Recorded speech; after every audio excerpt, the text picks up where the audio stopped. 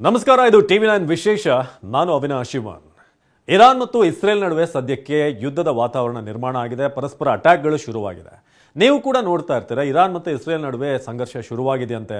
ಅವ್ರ ಮೇಲೆ ಇವರು ಅಟ್ಯಾಕ್ ಮಾಡ್ತಿದ್ದಾರೆ, ಇವ್ರ ಮೇಲೆ ಅವರು ಅಟ್ಯಾಕ್ ಮಾಡ್ತಿದ್ದಾರೆ ಅಂತ. ಬಟ್ ಆ್ಯಕ್ಚುಲಿ ಏನು ಸಮಸ್ಯೆ?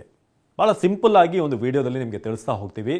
ಇರಾನ್ ಹಾಗೆ ಇಸ್ರೇಲ್ ನಡುವೆ ಸಂಘರ್ಷಕ್ಕೆ ಏನು ಕಾರಣ ಅಂತ. ಭಾಳಷ್ಟು ರೀಸನ್ ಇದೆ. ಐತಿಹಾಸಿಕ ಕಾರಣ ಇರ್ಬೋದು, ರಾಜಕೀಯ, ಧಾರ್ಮಿಕ ಕಾರಣಗಳು, ಹಾಗೆ ಭೌಗೋಳಿಕವಾದಂಥ ಕಾರಣಗಳು ಕೂಡ. ಇದೆಲ್ಲ ಸೇರಿ ಒಂದು ಸಂಕೀರ್ಣ ಮಿಶ್ರಣ ಇದು.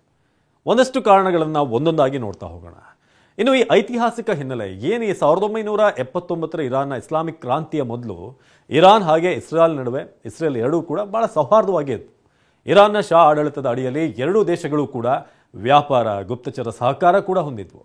ಆದರೆ ಯಾವಾಗ ಈ ಇಸ್ಲಾಮಿಕ್ ಕ್ರಾಂತಿ ರೆವಲ್ಯೂಷನ್ ಶುರುವಾಗುತ್ತೋ, ಆಯತುಲ್ಲಾ ಖಮೇನಿ ನೇತೃತ್ವದ ಇರಾನ್ನ ಸರ್ಕಾರ ಇಸ್ರೇಲ್ನ ರಾಜ್ಯದ ಸಿಂಧುತ್ವ ಏನಿದೆ ಅದನ್ನು ಅವರು ಒಪ್ಕೊಳ್ಳೋದಿಲ್ಲ. ಅದನ್ನು ಅವರು ವಿರೋಧಿ ಅಂತ ಘೋಷಣೆ ಮಾಡ್ತಾರೆ.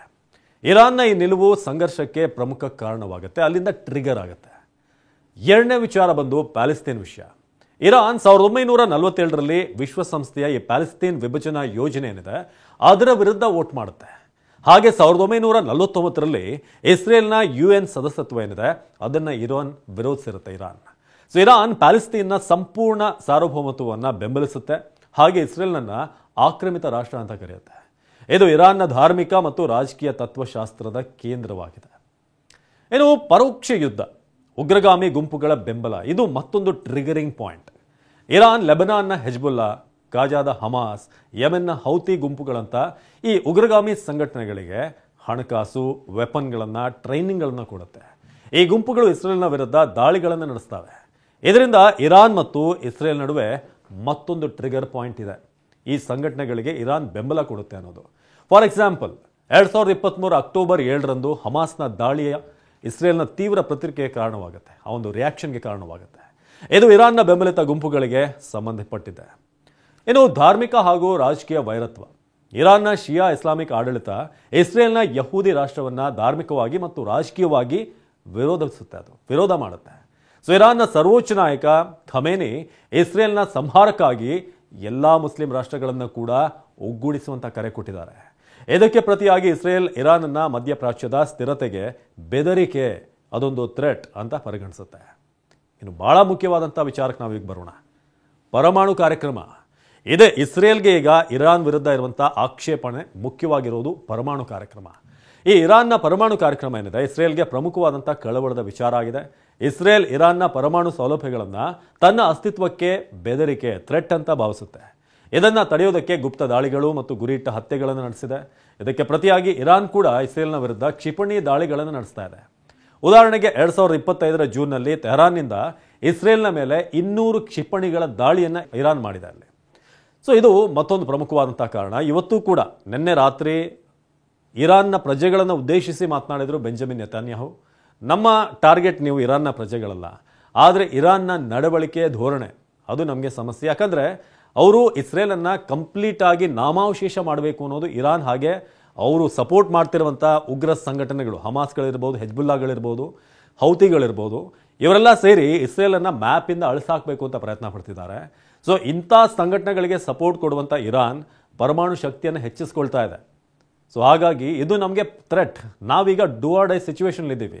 ನಾವು ಇರಾನ್ ಮಾಡ್ತಿರುವಂಥ ಪ್ರಯತ್ನಗಳನ್ನು ನಾವು ಹಿಮ್ಮೆಟ್ಟಿಸಲೇಬೇಕು. ಅದಕ್ಕೋಸ್ಕರನೇ ಪರಮಾಣು ಸ್ಥಾವರಗಳ ಮೇಲೆ ಅಟ್ಯಾಕ್ ಮಾಡ್ತಾ ಇರೋದು ಇಸ್ರೇಲ್.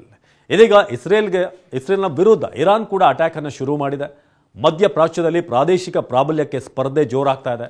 ಈ ಇರಾನ್ನ Axis of resistance Syria, Hezbollah ಹಾಗೂ ಹಮಾಸ್ನೊಂದಿಗೆ ಇಸ್ರೇಲ್ ಮತ್ತು ಅದರ ಮಿತ್ರ ರಾಷ್ಟ್ರಗಳಾದ ಅಮೆರಿಕ ಮತ್ತು ಸೌದಿ ಅರೇಬಿಯಾದ ವಿರುದ್ಧ ಕಾರ್ಯನಿರ್ವಹಿಸ್ತಾ ಇದೆ. ಇದೊಂಥರ ಈ ಪ್ರಾಕ್ಸಿ ವಾರನ್ನು ತೀವ್ರಗೊಳಿಸಿದೆ ಅಂತ ಹೇಳಬೇಕು.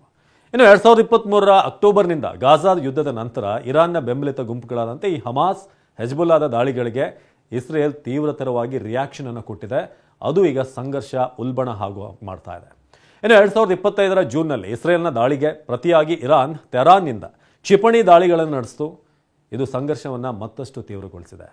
ಈಗಲೂ ಕೂಡ ಸದ್ಯಕ್ಕೆ ಇವತ್ತು ಮಧ್ಯಾಹ್ನ ಲಭ್ಯವಾಗ್ತಿರುವಂಥ ಒಂದು ಅಪ್ಡೇಟ್ ಪ್ರಕಾರ ಇರಾನ್ ಇದೀಗ ಜೋರ್ಡಾನ್ನ ಏರ್ ಸ್ಪೇಸ್ನಿಂದ ನಿನ್ನೆ ಮೊನ್ನೆ ದಾಳಿಯನ್ನು ಮಾಡೋಕ್ಕೆ ಪ್ರಯತ್ನ ಪಡ್ತು. ಜೋರ್ಡಾನ್ನವರು ನಾವು ನಮ್ಮ ಏರ್ ಸ್ಪೇಸನ್ನು ಕ್ಲೋಸ್ ಮಾಡಿದ್ದೀವಿ, ನೀವು ಯಾಕೆ ಡ್ರೋನ್ ದಾಳಿ ಮಾಡ್ತಾ ಇದ್ದೀರಾ ಅಂತ ಇರಾನ್ನ ಡ್ರೋನ್ಗಳನ್ನು ಹೊಡೆದುರುಳಿಸಿದ್ದಾರೆ.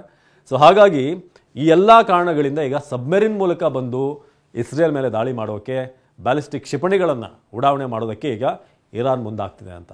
ಸೊ ಹೀಗೆ ಭಾಳಷ್ಟು ಕಾರಣಗಳಿದೆ. ನಾವಾಗಲೇ ಆರಂಭದಲ್ಲಿ ಹೇಳಿದ ಹಾಗೆ ಐತಿಹಾಸಿಕ ಕಾರಣ, ರಾಜಕೀಯ, ಧಾರ್ಮಿಕ, ಭೌಗೋಳಿಕ ಇದೆಲ್ಲವೂ ಕೂಡ ಸೇರಿ ಎರಡು ರಾಷ್ಟ್ರಗಳ ನಡುವೆ ಇದು ಇನ್ನು ಬೇರೆ ಬೇರೆ ಕಡೆ ಯಾವ ರೀತಿಯಾಗಿ ವ್ಯಾಪಿಸುತ್ತೆ, ಕ್ರೂಡ್ ಆಯಿಲ್ ಏನಿದೆ ಅದರ ಬೆಲೆ ಏನಾದರೂ ಶಾರ್ಟೇಜ್ ಆದರೆ ಸಪ್ಲೈ ಬರುವಂಥದ್ದು, ಆಗ ನಮ್ಮಲ್ಲಿ ಪೆಟ್ರೋಲ್ ಡೀಸೆಲ್ ಇದರ ಒಂದು ದರ ಕೂಡ ಹೆಚ್ಚಾಗ್ಬೋದು, LPG ದರ ಕೂಡ ಹೆಚ್ಚಾಗುವಂಥ ಸಾಧ್ಯತೆ ಇದೆ. ಇಡೀ ವಿಶ್ವಕ್ಕೆ, ಅದರಲ್ಲೂ ಭಾರತಕ್ಕೂ ಕೂಡ ಎರಡೂ ರಾಷ್ಟ್ರಗಳ ಸಂಘರ್ಷ ಒಂದಷ್ಟು ದೊಡ್ಡ ಮಟ್ಟಕ್ಕೆ ಹೊಡೆತವನ್ನು ಕೊಡಬಹುದು. ಅದೆಲ್ಲಕ್ಕೂ ಕೂಡ ನಾವು ರೆಡಿಯಾಗಿರಬೇಕು. ಸೊ ಇದಾಗಿತ್ತು TV9 ವಿಶೇಷ. ನಿರಂತರ ಸುದ್ದಿಗಾಗಿ ನೋಡ್ತಾ ಇರಿ TV9.